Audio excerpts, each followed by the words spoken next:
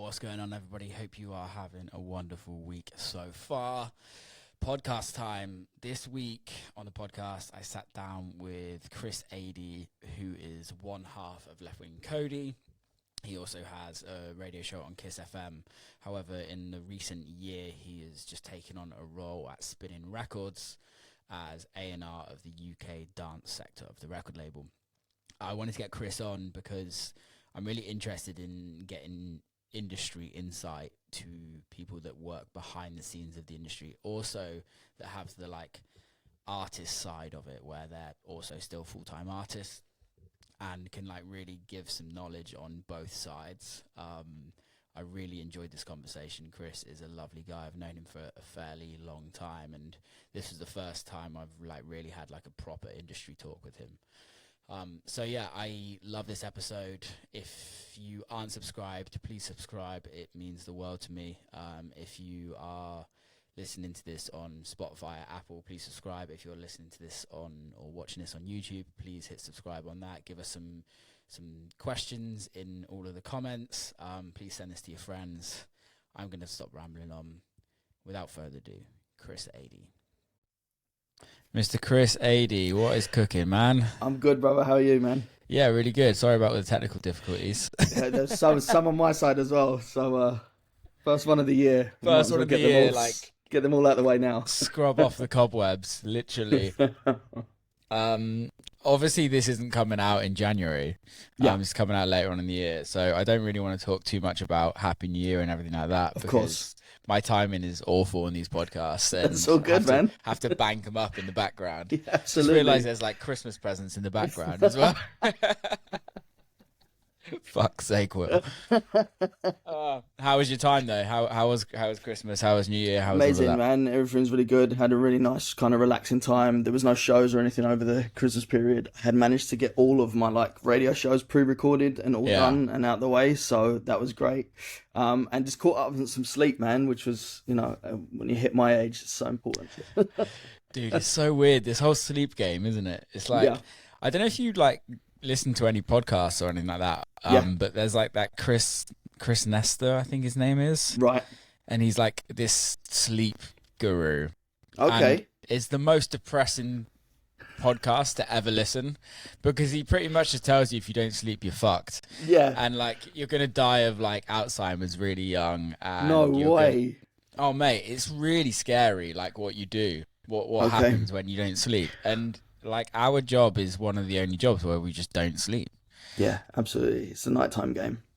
Yeah, it's weird. It's weird how we put our I was looking at my sleep schedule this weekend just on, and it's an hour and a half sleep last night. Great. It's crazy. It's how? Yeah, we do put ourselves through it. I last October I did Vegas and Texas in the same weekend. Mm-hmm. And I would hate to see, and then flew back, I left London on Friday and was back on Monday morning. Yeah. I would hate to have looked at my sleep schedule at that point. I think I saw a hotel room for maximum 3 hours in each place. It's great. If you I love it. I don't know. Do you enjoy it? The traveling and stuff? Yeah. Yeah, I do. I just don't like it when flights get delayed and you end up sitting in Vegas Airports for 12 hours. Oh, Vegas Airport is rough to be there. It's not the best one. Yeah, it's not the best one to be. The selections for food and stuff isn't the greatest. I wish every airport was like Heathrow Terminal 5. Yeah, absolutely, man. It's the best. Definitely, absolutely. We definitely broke the ground as far as airports go with Terminal 5. Yeah, it's so good. It's so good. I don't know how they did that. Not JFK, LaGuardia in New York is getting way better. Right. They've upped their game a little bit there, but wow, this is sad that we're talking about how. I know, right? Welcome to the lives of traveling and eating on the road and not sleeping very much. Do you manage what you eat or anything like that when you're flying, traveling? Are you interested? Yeah, I really do. I think it's really important, just to try and keep as healthy as possible with this traveling stuff. I do find it hard though. I don't know if you feel the same, but there's so many times when I feel like I get myself into the perfect kind of regime at home when I'm not kind of traveling and stuff. And then you end up going out and just taking the easiest, possible meal that you can, because your time constraints just don't allow you to, make yourself something nice and nutritious. And a lot of the places that we end up traveling to don't really have facilities to keep up with the healthy eating and stuff. It's it's definitely something I'm very conscious of. Do you train much? I have to start again, but I did. I kind of fell off in like October last year. The whole training was leading up to the Ibiza season, and then once that came and went, it was kind of like, okay, cool. And then before you know it, it's December, and you're eating the whole way through December. And then I'd started again on 1st of Jan. So nice, man. Yeah, nice. I It's did always cold a good water feeling. swimming yesterday morning as well, which was horrendous. I actually did it as well yesterday. Wow, Yeah. I did cold water plunge for literally 30 seconds and got the fuck out. I was like, nah. I didn't even get a length in on the, because I live near Parliament Hill, so there's an outdoor pool there. Okay. So I took myself into the shallow end, and then I think I got up to my chest, and then my heart just went, "Not today, mate," and I had to turn around. That's so good. At least it was 30 seconds, and my legs had like the best day they've ever had for Really? months. You got to start somewhere. Absolutely. Somewhere. Absolutely. Yeah, I love that. You do a lot of things. So you go Leftwing Kody, obviously one part of Leftwing Kody. Yep. Kiss FM, you have a show on Kiss FM. Yeah. And you're A&R at Spinning Records. Yes. How the fuck do you do all of that? Busy. Time management is definitely one of the things I've had to learn over the last year. Yeah. I wasn't adverse to the kind of A&R role before, but this is now full time. Me and Jon run Lost Records for about 10 years. Yeah. But it was on a very, DIY independent basis. But now it's my 9 to 5 basically, working at Spinning. Cool. And so, everything just kind of gets juggled around that, to be honest. And, the Kiss shows, they tend to be pre-records. So I find time to do that in the evenings. Just try and do as many DJ shows as possible. And the guys at Spinning are really understanding about that. I think they kind of see it as an extension to the A&R role, because I'm out there and I'm amongst all the artists and able to have chats with them about, signing new music and stuff like that. So it's, as I said, earlier, the time that I had off was very important for me to catch up on sleep, because it has been like a crazy 12 months. I think in this role, I feel like I've gone out more than I ever did when I was DJing as well, just because I was, I just having many meetings and just, sometimes 3 people are all in the same club, so it's worth just heading down and catching up with all 3 of them at the same time. And it's definitely kind of the time management is a big thing at the moment for sure. Yeah, man, I can imagine. So for people that are listening that kind of aren't aware of what an A&R role does, can you kind of like give us like a one-stop shop kind of description of what an A&R does, especially as your role at Spinning, and also we'll get into why you went into Spinning and where you got to that. Sure. After. I think the easiest way to sum up the A&R role would be as a talent scout. I think that's the kind of easiest layman's terms to put it into. Basically finding, amazing new talent and new records to go out across the many labels that I look after at Spinning. We get sent, you can imagine Spinning's like one of the biggest dance labels, and so much stuff comes through the demo emails and stuff as well. So we're basically filtering and trying to find the next big artists, and also try and my job at the moment is, because I'm UK A&R, is to try and get more UK talent onto the label as well. I think they've been very European and American facing over the last kind of few years. So that's basically what my role is. And how have you found doing that over the last year? Because I think I caught up with you ADE. Yeah, 22. Not this year, the year before, 22, and you were just taking on the role. That's right, yeah. You were with Mr. Jon Bird. Jon Bird and Matt Guy. Oh, legends. Trying to keep up with them. Yeah, good luck with that, mate. Good luck with anyone keeping up with Jon. That was when I started to realise I needed more sleep. Oh, I love that guy. Yeah, so I guess realistically, what I'd like to get into is from being an artist and being very like forward facing as an artist, with you guys and the kind of the transition of going, okay, actually my life, where I'm at in my life right now, I want to kind of transition more into the A&R role. And I think it's like really interesting, because I was thinking about this when I was making my smoothie this morning, how like we all get older in this industry, right? And we all kind of have different responsibilities and things like that. And absolutely, things change in life generally, and we see artists turn into agents, turn into managers, turn into A&Rs, turn into other things. And I kind of would really like to dig into, like, just so people can understand that they don't just have to be an artist in this industry. Sure. Yeah. And I think it's really important that there's there's so many opportunities in the music industry to take you into the industry, and you don't have to be the artist. So I kind of want to get into why the transition, really. Yeah. So it was around early 2022.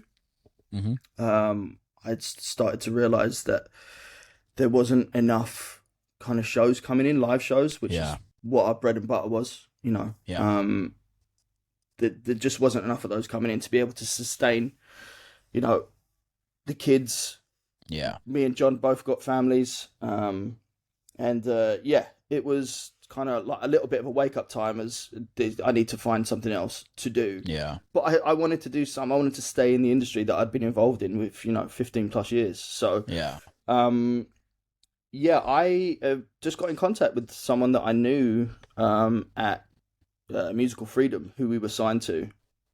I just completely hit him up out of the blue saying, look, mate, I'm trying to future-proof myself a little bit. Do you know of any kind of jobs that are going in the industry? I mean, I was willing to do, you know, anything. I think running like a label, I'd learned how to do promo and DJ mail out and all that kind of, all the stuff that goes around having a label and doing a DIY. I felt like I had some skills that I could maybe add in the background, as not being, as you said, the forefront or the artist. Yeah. And he rang me up straight away and he was like, is this for you or for someone else? And I was like, well, it's for me, really. And he was like, well, I'll let you into a secret. I'm actually leaving, so I think you might be the perfect replacement. And it was just something like that. Just, I mean, I'd only ever spoken to Peter about the Leftwing Kody project, and he was our A&R at Musical Freedom, and I'd only ever sent him music. It was the first time I'd ever really spoken to him about anything else outside of that.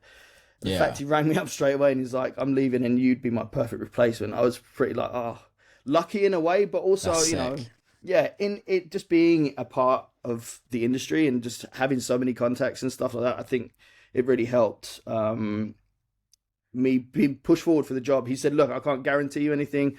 I'll put you forward for it. And then I'll let you kind of go through the interview process and everything. And I did do all of that. And I got down to the last two originally and then didn't get the job. And that was back in July 22. And then September 22, I got an email saying, are you still available? And I thought it was like an old email that got stuck in someone's outbox. Yeah. And just hit them back and said, are you still talking about the A&R job? And they said, yeah, if you're still available, we'd like to talk to you. And I was like, okay, cool. So had another interview and they offered me the job then. Were you looking elsewhere at the time? No, not really. I kind of put all my eggs in this basket with like getting to this point, and I was like, okay. And to be honest, it knocked me a little bit. It's a little bit of a confidence thing. Of course. I was like, right, okay. So I just started to look for any kind of admin job or anything that I could do that wasn't necessarily within the music industry. You know, it was one of those things that, you know what it's like, rejection. You have to get a thick skin in this industry, whether or not you're sending demos or whatever, you know. But yeah, I was really chuffed that they came back. And I originally started just as part-time. Yeah. And that was in November 22 I started. And then in February of 23, they offered it to me full-time. So Amazing. I was like, yeah, definitely, I'll do that. I was really happy with the role, and it's one of those things where I get up. I still to this day get up every morning and I can't wait to get to work.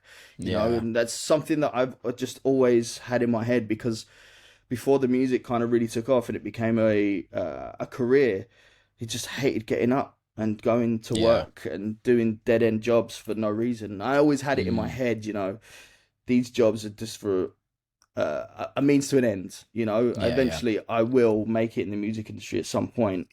And I just never ever wanted to wake up and feel like, what am I doing? And this has been an incredible experience so far. And I've as I said, I'm overjoyed with the position, and long may it continue. That's dope, man. That's really interesting. And talking about rejection, now you're the person rejecting everybody. I know. Oh God, I still have to kind of toy with that in my head a little bit every now and then when I'm writing an email back and I'm going, oh geez, just don't give up. I always end with, you know, please send me more as and when they're finished. So but not everything's going to be right, you know. No, and I think it's the biggest lesson that I learned. I don't know about you guys when you started out as Leftwing Kody, but it's like the biggest thing that I learned is that you're gonna hear way more no's than you do yeses. Absolutely. And I don't know if there's anything else in life that you kind of really sets you up for that. I think I guess going and applying for jobs as like kind of like a non-musician, a music industry person. Yeah. I guess that is the only thing, but I never really experienced that, but just because I didn't really ever do any normal jobs. Sure. But it's like, I think it is the biggest lesson for me is learn to take rejection. Absolutely, man. I think thick skin is imperative. And one thing that I had to learn very quickly and very early on is that it's not personal. You know, none of it's personal. No one is judging you or your character or anything like that. It is just a case of, there is a business model or there is a sound that this label does, and you just don't fit it right now. You know, we had so many records rejected by labels that we wanted to go on so badly, and eventually we hit the right record because we just kept sending it over and over and over again. We would send demos, send new stuff, and eventually we got there. You know, so not taking things personally, I think, is key, and it can be hard, man. You know, especially with you've created something that is a part of you and you're putting it out there almost to be judged, you know, and it's like when you don't get the reaction that you're expecting, it's a bit of a bitter pill to swallow. But I mean, that would be the one bit of advice I would say is it's not personal. Don't take it on board and just keep knocking on the doors. You know, persistence is key, and just making sure that you have the quality as well. That you know, at some point it'll pay off. Yeah, I agree. I think also timing's really interesting. I don't know if you've like, and it's purely timing on who's listening and where they're listening and environment of what they're listening. I don't know about you, but like I've had demos sent to me and I'm like, oh yeah, it's not that great, and then heard it in a different environment and been like, what's that record? And they're like, oh, or had it to me where like I remember like my old Dirty Bird days. I sent a record to Barclay. He was like, no, I don't like it. Played it, and he was there, and he was like, what is this record? What is Send this? it to me. I'm like, mate, I sent this to you a year ago and you turned it down. Yes, that has definitely happened before.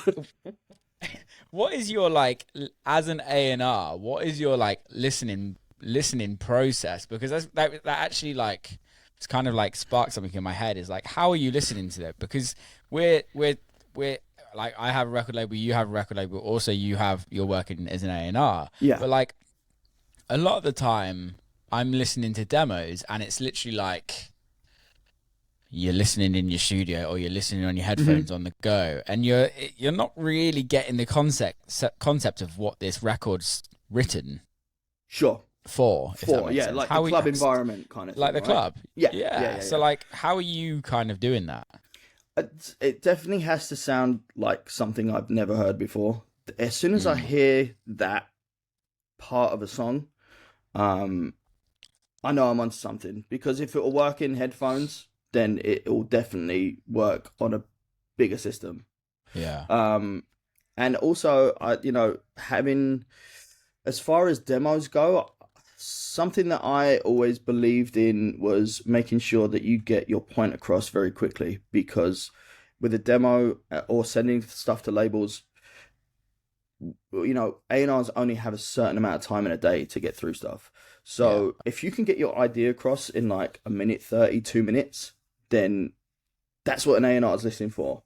And if you can get that point, then, me personally and the team that I work with will then go back to the artist and go, this idea sounds great. Let's, embellish it a little bit more. Don't worry about doing intros and outros and stuff like that when you're creating demos. Just get your point across. Just get the real kind of meat and bones of the track to us, so that we can hear exactly what this record's all about.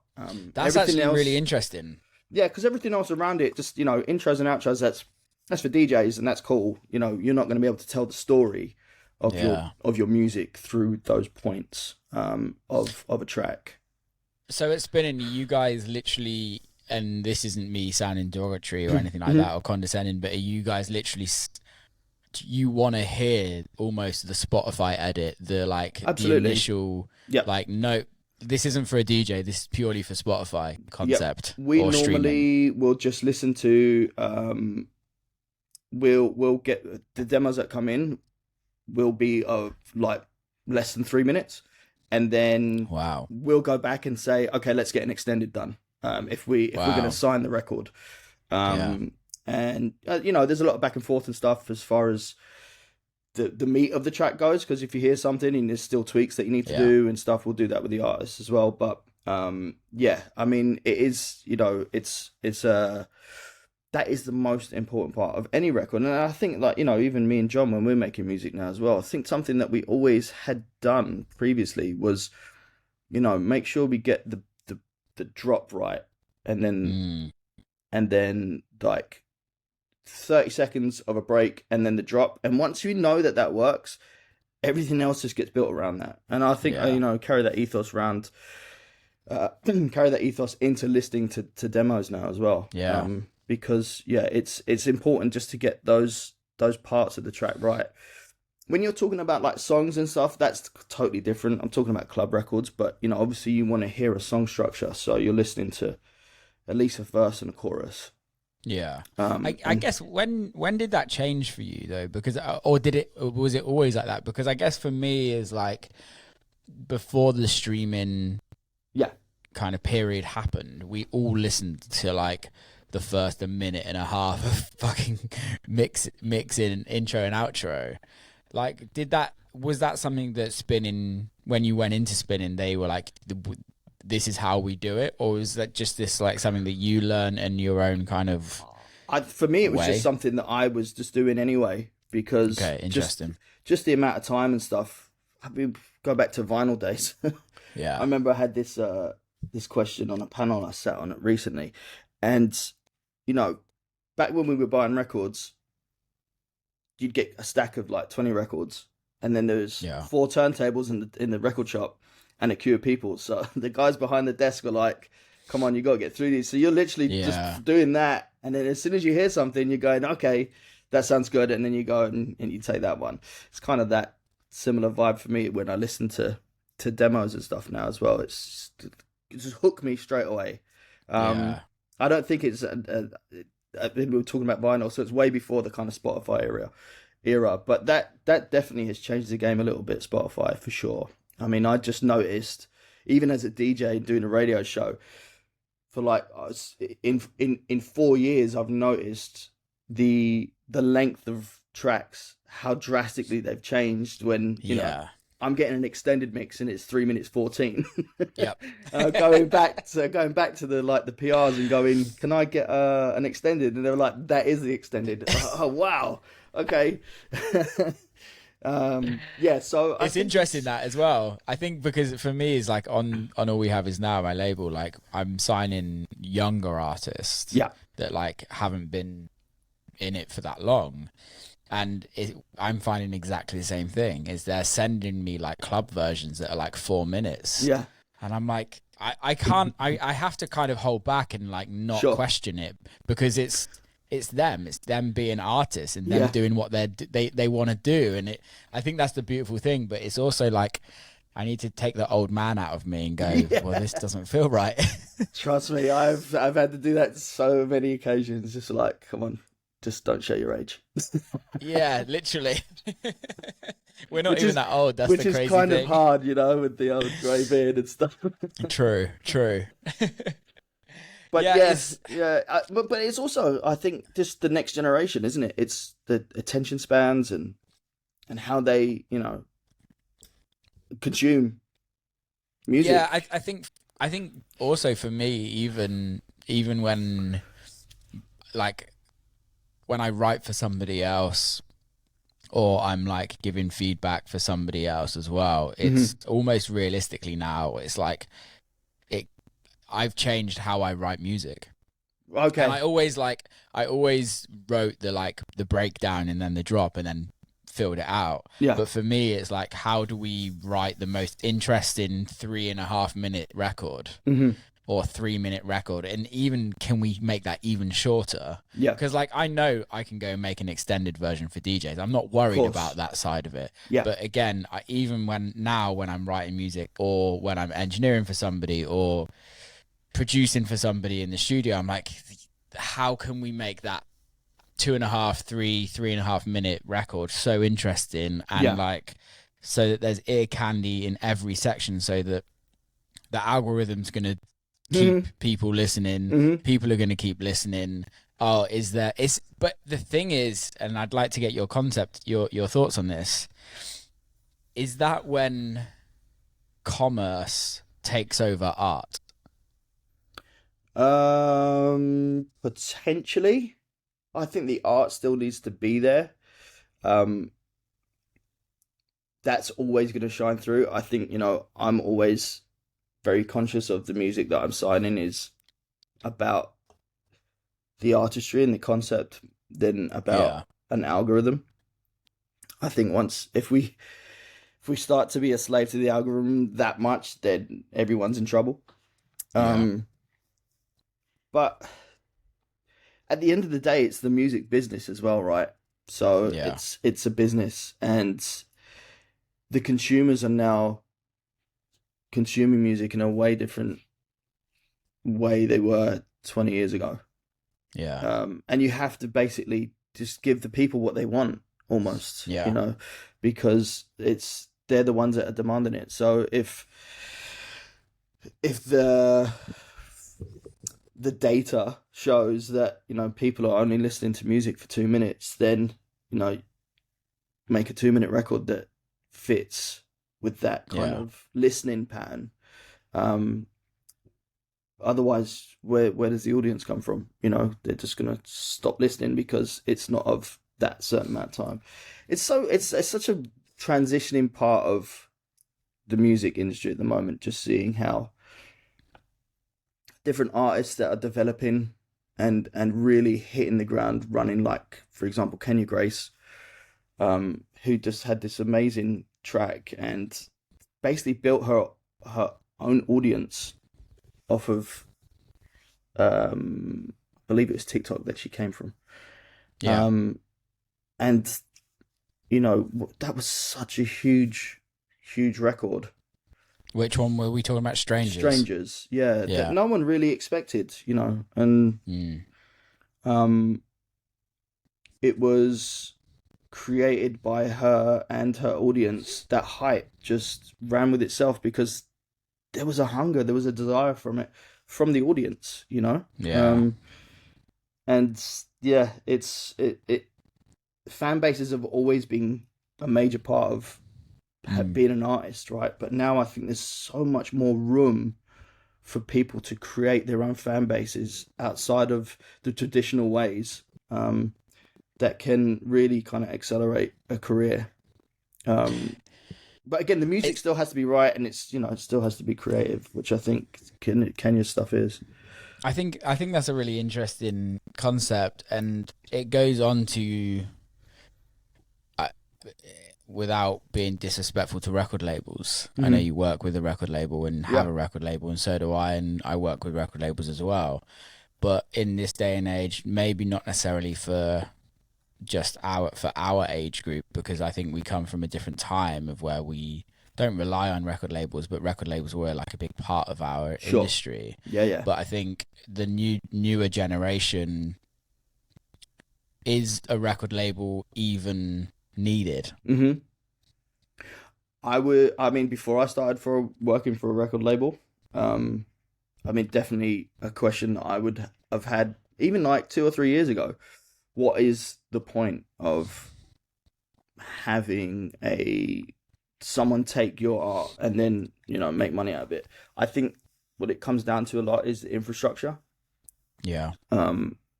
These are still, labels still have an amazing infrastructure as far as distribution goes, and contacts and things that you might not necessarily be able to do on your own. And also, just years of insight. The people that I've been working with over the last year are just incredible minds that have been involved in music in some way, shape or form. Some for 20 years, some for 10 years, some for like 3, but are all having we're all having these moments where the collaboration on ideas and stuff like that really then leads to something else, which in turn helps the artist that's signing to the label. So it's having also that kind of like intelligence within a record label and stuff like that. Might not be the same across all labels. That's just from a spinning perspective. That's the way I see that the benefits of having a label is having those type of people work there, and also infrastructure and contacts. I think there's still a good value with being with a strong record label for sure. Yeah, I agree. And there's also what's your thoughts on like independent labels? Because obviously if we're talking like Spinnin, Armada, Warner, FFRR, they're all like kind of major, although some of them are independents, but like they're major record labels at the end of the day. Sure. But I guess what's your thoughts on independent record labels as of like the DJ's record label? Obviously you get the association with the DJ, right? Yeah. That we all kind of, that's what we needed at the beginning of our careers, right? And it still is what a lot of people need. Let's say, for instance, I'm just using Kenya Grace, for example, okay, because it's just an easy thing. If she has a huge audience already, or if that artist has a huge audience already, like, I feel like that really helps with your negotiations as an artist. 100%. Because I think the value of your audience is what the label actually wants to buy. That they need that. Yeah, in a certain way, I would agree. It's definitely like a generational thing as well. If this hot new act that is engaging with, the next generation of listeners, then that definitely gets taken into account for sure. I'm not quite sure on the whole kind of data side of things, but I'm pretty positive that there'll be some numbers crunched with regards to how many followers or what kind of a fan base size this artist has, and then the negotiation on advance and all that kind of stuff will have an impact on how much an offer is made and stuff like that. Yeah, because I think obviously the thing that's happening that we've all kind of hear everyone moan about over the years is just the absolute awful record deals that majors offer, right? and I think I'm really actually interested in seeing what happens over the next few years. Like, I've recently done a deal, and I didn't really understand the accounting side of things. behind it, which is what made some deals really bad, if you know what I mean. They need Sure. to recoup, obviously. Yeah. But there's also some really terrible deals out there from a lot of record labels, and I'm really interested to see if that actually changes with these new acts coming through with huge audiences that can actually go and demand, like, actually, you know what, like, I don't need, I'm bringing a level of value that you can't even give anyone. Yeah. So here's how we work together. We both want to win. Let's do a 50-50 deal. Let's do something like that. Yeah. I'm really interested to see, is that something that you guys look at as well at spinning, or is that something that just at this moment in time you still can't? I think it's definitely the way that we are trying to operate now is more about longer term stuff. The feedback that we've been getting from DSPs, radio and stuff like that is that they want to see like a commitment to an artist. They also want to see the artist commit to the label as well, because then together, jointly, you tell a story. And it's about having something really fun and exciting that the DSPs, you know, will then engage in, because the artist is bringing a fan base, you know, and listeners to their DSPs and stuff. So it's important that they do that kind of thing. I feel like having those negotiations and stuff with regards to fan base sizes is definitely happening at a major level. It's not something that we're doing at Spinning. I think, you know, I've been involved in those major deals previously. I won't mention which label it was, but we had like a 10% breakage fee in our contract, which is like archaic because there was no physical copies of anything that we were doing. So they were just taking 10% in case any of the vinyl or CDs or tapes that didn't exist broke in transit. So it'd be interesting to see if those the major kind of labels do start to take those kind of things out and get up to speed with, you know, remunerating, is that the right word, artists for what they're actually bringing to the table. But long-term deals I think is definitely the way forward. We're guilty of that as a Leftwing Kody project, of still spreading ourselves across a lot of many other labels. But I think that for the future, getting commitment from DSPs and radio, it's being able to show like longevity and long-term commitment, and, you know, not necessarily, I'm not talking about 5-6 years. I'm talking about, you know, 18 months to 2 years. No, because everything moves so fast in the music industry these days. I don't think anyone's willing to commit 5 or 6 years of their career anymore just to one place, because if so much can change. Absolutely, so much can change in that time. So quick now. The music industry.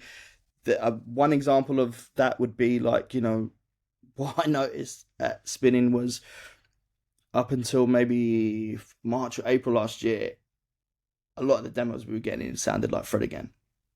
And then Calvin releases the track with Eliza Rose or Ellie Goulding? No, Ellie Goulding. And within a week, the demos that we were receiving had changed from Fred Again to, you know, Calvin Harris copies. This goes back to this goes back to what I was saying about commerce over art. Yeah. And I'm a massive like consumer of Rick Rubin content, which is kind of a bit silly, if I'm honest, because he's so guru. It's ridiculous. Yeah, I think he speaks a lot of sense though. He speaks so much sense, and it kind of makes me sad. Also, I was having a conversation with a friend this weekend about the music that's being released, and I don't want to kind of sound like a miserable old man and no, do it. Come on. But for me, it's like it is that, and it's playing. Everything feels like, not everything, and I don't want to generalize because there's some really fucking great art out there. Yeah. But especially in our field, it feels like everything's being played very safe, purely to purely to be sold, not to like push the boundaries. And I think it's like with like, let's say for instance with Fred, what he did with his Fred Again project, and I really respect what he did because he pushed the boundaries. Yeah. But the thing is when you're in a position of where Fred Again was starting his career as an artist for a project, when you have a team that big behind you, you can do that, right? Yeah. You can really do whatever the hell you want. And I'm not taking anything away. I fully respect what he's done. And I think he's been the best thing that's happened to dance music in a very long time. It's fresh and exciting, right? Super. But then I think what happens is there's younger artists that want that success, that just then try and copy that art. And realistically, that doesn't create longevity. That creates great hits. It creates really fast hits. But I don't know if that actually creates true art and true artist. Yeah. What's your thoughts on that? I feel like in some ways, especially like at a lower level, the pioneers always seem to, the ones that try and really break the new ground always seem to fall to the wayside.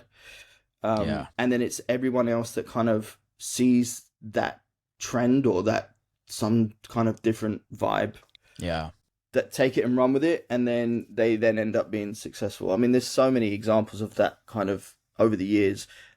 One that just jumps to mind was that Domino record by Oxia. It was originally done by a French guy, I believe, it sounded like, almost identical record. But he heard something and then I don't know whether he had a bigger platform or what at the time, but his one seemed to go a lot further. Having like longevity is definitely something that's key, and understanding the way that a career works. No one understands that, right? We didn't start knowing where we would be right now, right? So it's all kind of like trying to fumble your way through and get to where you think you want to be. And no one ever really has like anything mapped out for them. I think what you're saying is right with regards to Fred having the position that he was in and the team around him obviously helped. But I still believe in artistry shining through. 100%. I really still believe that if you are able to bring something different, everyone's going to have their own influences. No one's ever bringing anything brand new to the table. I mean, I think I used the Calvin Harris record, for example. He even came out and said he was influenced by Shaq to create that record, right? So, I mean, and there was Shaq that had done something completely different to what anyone else was doing at the time, and he broke down that door, with regards to this style or this sound coming back into the limelight. And but what people don't see behind the scenes is that Shaq has been doing stuff for 5-10 plus years, and it took that one hit for him to then break through, if you know what I mean. But that came down to his artistry, and him doing something different and not being like the cookie cutter. This sound, is popping at the moment, so let me jump on it. As you said, that creates fast hits, but does it really create longevity? Yeah, and I think I don't disagree with you at all. I completely agree. I guess that's something else that I want to get into is fast hits. Yeah. That I don't know if you guys have noticed it, but for me, I remember back when I was first living in Ibiza, so 2008. Like from 2008 to 2015, maybe, was when we all had, there was like a summer hit. Yeah. Like there was one record that every DJ played, right? I think for me, the last one was like Camel Fat Cola. Yeah, okay. Where like, yeah. I feel like that was like a time when everyone was playing that record, from like techno DJs, house DJs, to like the very commercial DJs, etc. Radio, Spotify, it was everywhere. Whereas now it feels like records of way more, like hits are way more niche, and they don't last as long. Yeah. For me, in my eyes, and I could be wrong. And I want to be proved wrong because I actually wish there was big hits again.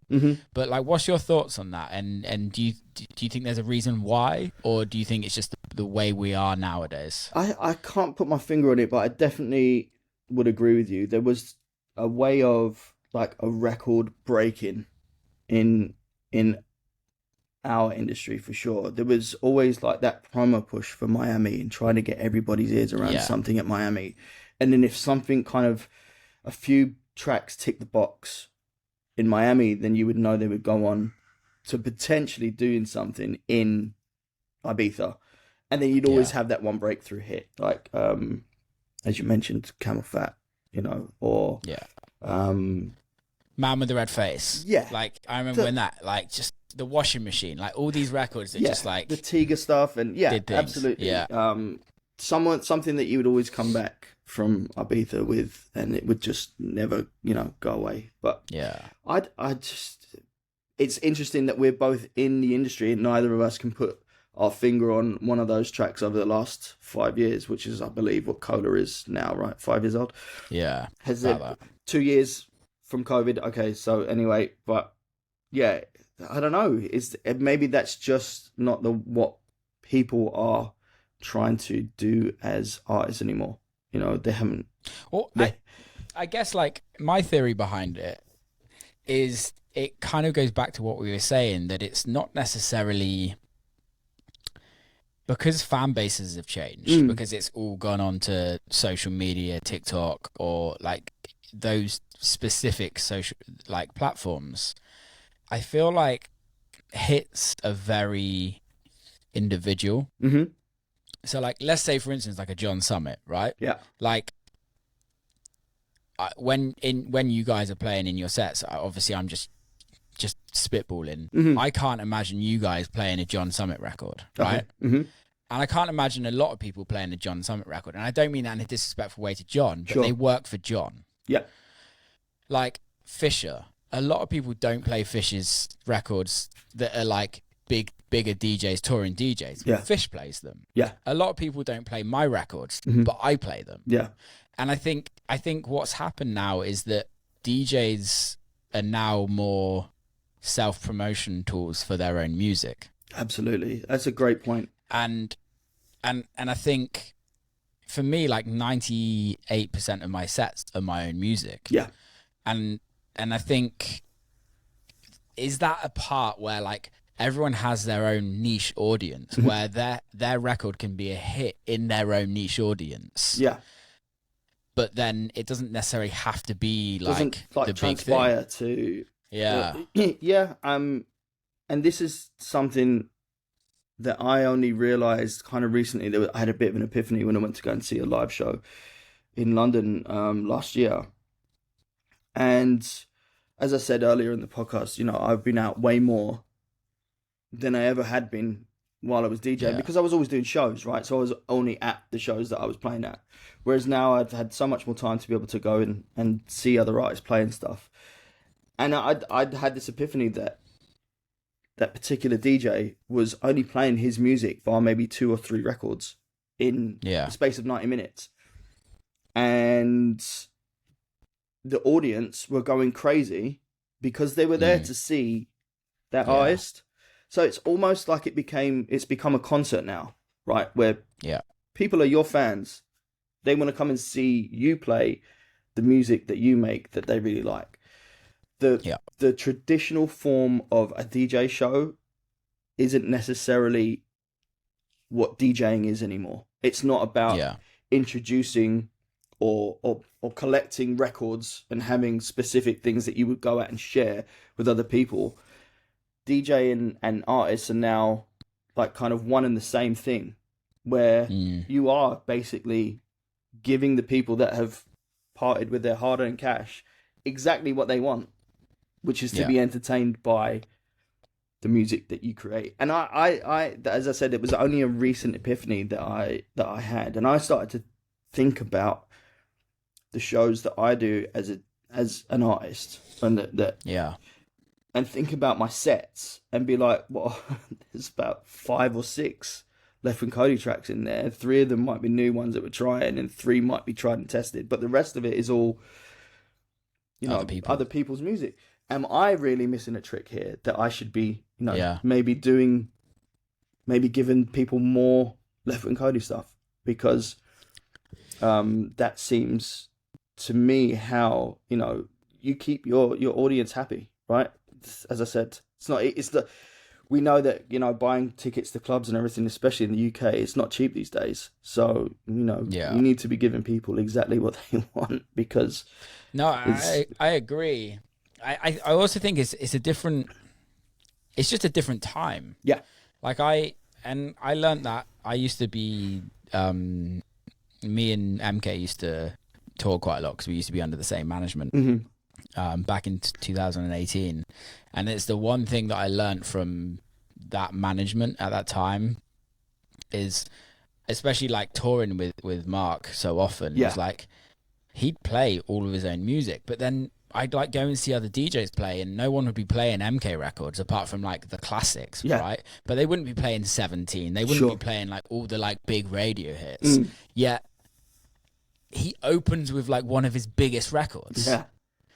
And I'm like, oh, wow, this is really interesting. And the management at the time turned around and said to me was, imagine going to see Rolling Stones and they didn't play any of their hits. So true. And I'm like, it's fucking so true. Yeah. But I think the thing that changed for me then was like, we're not actually DJs now. Exactly.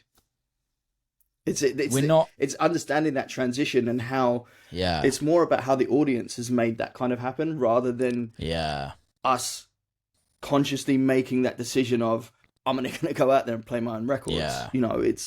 It's what the audience demands, and that's what we need to give them. I think that's what it really comes down to, for sure. It's really interesting to see how the industry has just like evolved in such a short amount of time. Yeah.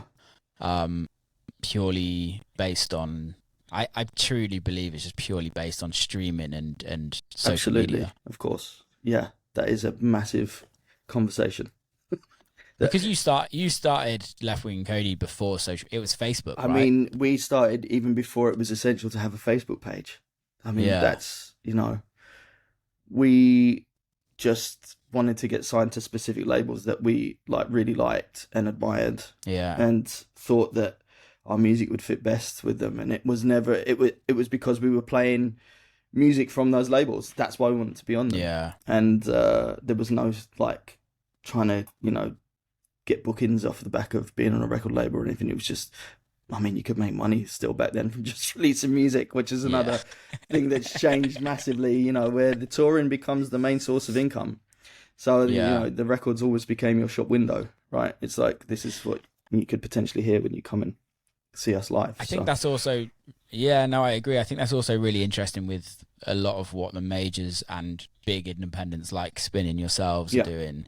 I'm not too sure how Spinning works specifically, but like a lot of record labels now are actually like spending money for records and like giving advances and things like that. And although, yes, the advances aren't necessarily as much as we'd all like, and the deals aren't necessarily as good as we would like, but I think there's a level of like having an advance for your record. For anybody that's listening that doesn't know what an advance means, it's pretty much a loan from the record label.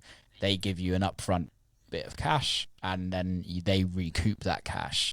Yes, if you go and Google like record label calculator, record label deal calculator, you'll see how much they're fucking you over. But make sure you get the breakage bit out of your contract as well, because that's literally no longer required. But I think it's actually a really interesting concept, because I remember when I was starting, nobody was getting paid for deals unless you were signing like a major album deal. No one was doing single deals with majors. Nobody was doing kind of that unless you were massive, unless you were like the legends of the time. You weren't really getting that. And I think now with the likes of having a big platform, you are getting those deals. Like, we all know how, like, there's, you see it and I see it behind the scenes of the industry. We all know how, like, certain records get bidded by multiple record labels and just get obscene amounts of money spent at them. Yeah. And you know what? Like, I think it's fucking great, because I think the artist is winning. Yeah, like, if an artist can get 50 to 100 grand for one single, like, I'm all for it. Absolutely. And that is me with my artist hat on as well. Not me one the with the A&R hat on, trying to get the lowest amount of fucking us over. The lowest advance possible and the greatest royalty rate. But yeah, no, I agree, man. I feel like I sit in a very different position to anyone else, like, kind of within the team, because I'm also coming from an artist point of view, and sometimes I like to put that point across sometimes and be like, look, you know, the way that we discuss and talk about artists, you know, we need to be like, just positive about, you know, having people involved and stuff. And sometimes I feel like the business side can take over in I think in all industries, and the artistry kind of gets left behind. But it's a case of, you know, trying to always be positive about how the artist is integral to all of this keeping going. You know, if people stop making music, then it's done. No, I totally agree. And I think for me, on kind of counter to that, is also what I'm trying to do is to kind of talk about the relationships between record labels and artists now. And actually, like, for years and years and years, everyone's always been screwed over by record labels, and there's always been this disconnect between artists and record labels. And I truly think is, if we can bridge that gap, absolutely, and allow artists and record labels to kind of think kind of on the same wavelength of each other, people win double fold, and everyone wins in a better concept. Like, the record labels have a better business, artists have better records or have their records do better work. Because I think it's also, coming from an artist, and I'm sure you can kind of vouch for this as well, it's very easy to, like, go into a record label deal with a label and automatically have that, like, they're gonna fuck me over kind of concept. For sure, we're not winning when we come out of this meeting. Exactly. And I recently did a deal with Armada, and I have to, like, step back with my management and go, actually, like, they're asking for this, let's actually, like, no, let's roll with this, if you know what I mean. Let's actually, like, okay, this wasn't in the deal and they're asking for something more, but you know what, like, for me, the relationship is way more than a bit of cash. Yeah, absolutely. Because in the long term, these guys own my records for the next however long, and I want those records to be successful. So if you need them to they be want me it. to scratch, exactly, because it's so easy as an artist to go in and go, well, you haven't done this, you haven't done that, you should be doing this, you should be doing that, and there's no shoulds or shouldn'ts. They now own the record. That's right. They don't have to do anything. Yeah, it's true. You know, having good relationships with, I think it's always good just to be positive with everybody within the industry, and just try not to burn, you know, any bridges, and just treat a person the way that you would expect to be treated yourself. You know, I think that's definitely the key thing. I've just realised the time, mate. I'm gonna have to duck out. I've got a doctor's appointment at 11:15. That's great, man. But I would love to have just talked for hours with you, and it's been great. I think that's a really positive way to leave it as well. You know, it's just treat others in the industry as you wish to be treated yourself. I think that's the key thing, man. No, I love that as well, man. And I've been told that I have to keep these a bit shorter. So oh wait, if I didn't have to shoot, I would be talking to you till midday, man. Honestly, it's been an absolute pleasure, man. I really appreciate you having me on. Yeah, mate, thanks so much for coming on. How can people kind of get in touch with you and kind of just sending you music? Hit me up on the socials. I'm always responding to Leftwing Kody Instagram DMs. And if you're looking for an email to send me promos to, hit me up on there and I will happily share that Not promos, demos. Sick, sorry. Demos. Yeah, absolutely. Including yourself, also, by the way. You need to send me some demos too. All right, mate. Keep safe. And you soon. Thanks very Big much, love. man. Take care. Thank you, mate. Bye-bye. Peace. Bye. And that is a wrap. Big love to everybody for coming on and listening. Please give us some reviews. Please subscribe. Big love to Chris for coming on. I really enjoyed that conversation. It was really, really insightful. See you next time. Keep safe, people.